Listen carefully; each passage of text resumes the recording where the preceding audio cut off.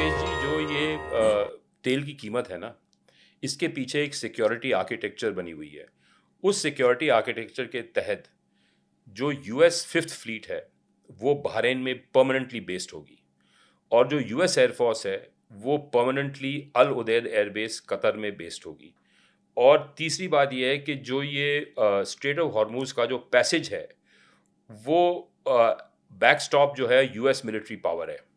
तो इसके आधार पे तेल की कीमत चलती है, उसके आधार पे फ्रेट रेट्स बनते हैं, उसके आधार पे इंश्योरेंस के रेट्स बनते हैं, उसके आधार पे पूरी दुनिया चलती है।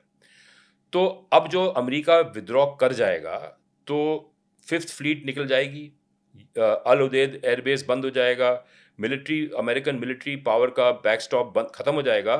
तो ताइवान का क्या होगा, यूरोप का क्या होगा, और पेट्रो डॉलर का क्या होगा, और जो बाकी जो अर्थव्यवस्था है दुनिया की, उसका क्या होगा। तो मैं समझता हूँ कि ये चीज़ें इस समय नामुमकिन है, क्योंकि अमेरिका में कोई ये कंसेंसस नहीं है कि भाई हमने कहाँ जाना है, हमने क्या करना है। और अभी तो उन्होंने 1.5 ट्रिलियन डॉलर का बजट, डिफेंस बजट पास किया है, जो कि 50% इंक्रीज है पिछले साल की बदौलत। तो ये बड़े सारे कॉन्ट्रडिक्शंस हैं जो आ रहे हैं, और कई बार ये लग रहा है कि किसी का एजेंडा है कि भाई ये युद्ध बंद हो जाए, किसी का एजेंडा है कि युद्ध चलता रहे। अब इस युद्ध का फायदा किस किस को हो रहा है? एक फायदा हो रहा है पुतिन को, कि उसकी जो तेल की कीमत है बहुत बढ़ गई है। यूरल्स का जो तेल निकलता है, क्रूड ऑयल निकलता है, कच्चा तेल निकलता है रशिया से, उसकी कीमत बहुत बढ़ गई है। चाइना का जो 8 lakh barrel per day Venezuela से मिल रहा था, और 1.8 बैरल्स पर डे, जो million barrels per day, 18 lakh barrels per day जो ईरान से। यहाँ ईरान से आ रहा था, वो अब कमी पूरी होगी रशिया से। और रशिया डिस्काउंट पे तेल अपना बेचेगा नहीं, वो प्रीमियम पे बेचेगा। तो पुतिन एक गेनर है।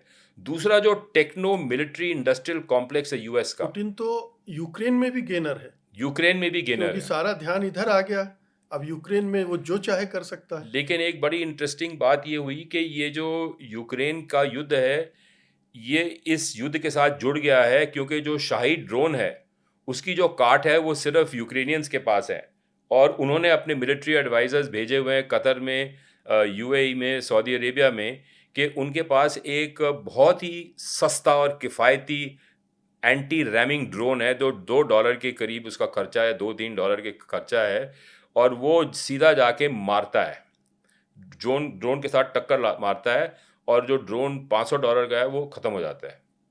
तो 1-2 या 10-20 डॉलर, मुझे एग्जैक्ट फिगर याद नहीं है, पर बहुत ही सस्ता है।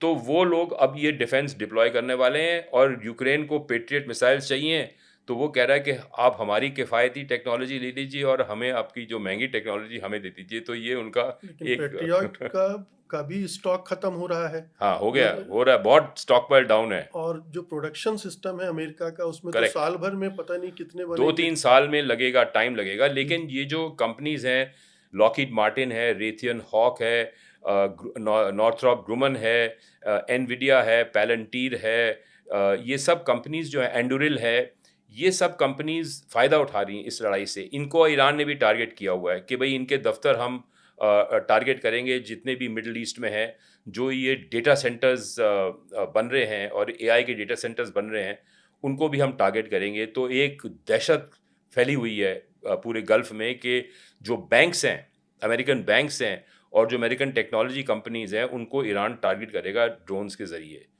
तो ये साइकोलॉजिकल वॉरफेयर बड़ा ज़ोरों से चल रहा है।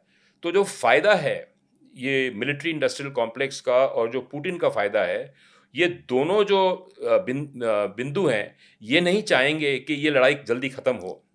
बिल्कुल। ये बड़ी भारी कॉन्ट्रडिक्शन है। एक तरफ से वो अमेरिका को कमज़ोर कर रहे हैं, रशिया ये खबरें निकाल के, दूसरी तरफ से वो चाहते हैं कि लड़ाई बनी रहे।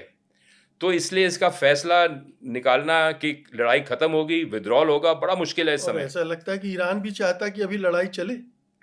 हाँ, ये चले, ताकि जो उसकी जो विपक्ष है, अब जो इस रोज़ रात को बमबारी हो रही है, तो जो डेमोन्स्ट्रेशंस होते थे सड़कों पे, गलियों में, जिनके आधार पे सत्ता बदली जा सकती है, वो भी रुक गए, क्योंकि वो सब लोग घर में बैठे हैं। तो जब तक वो घरों से निकलेंगे नहीं और जन आंदोलन प्रकट नहीं होगा, तो ये सत्ता कैसे परिवर्तन होगा? और अभी तो सब एकजुट हो गए हैं, ईरान को हाँ, बचाने बिल्कुल। में जो विरोधी थे वो भी सत्ता के साथ हो गए हैं। हाँ। तो इसका फायदा भी वहाँ की लीडरशिप को मिला है।